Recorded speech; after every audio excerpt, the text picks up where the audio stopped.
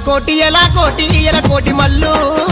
మల్లు ఎలా కోటి నీది పూజ ఎప్పుడు చేద్దు మరువాక చేద్దు జల్లు జల్లున మల్లె పూలురాలంగా మైలారంగులల్లా మా దండి దేవా మమ్మేల రావా ఓంకార ఓంకార ఓంకార రూప శివకంఠ శివనీలకంఠ శ్రీశైలవాస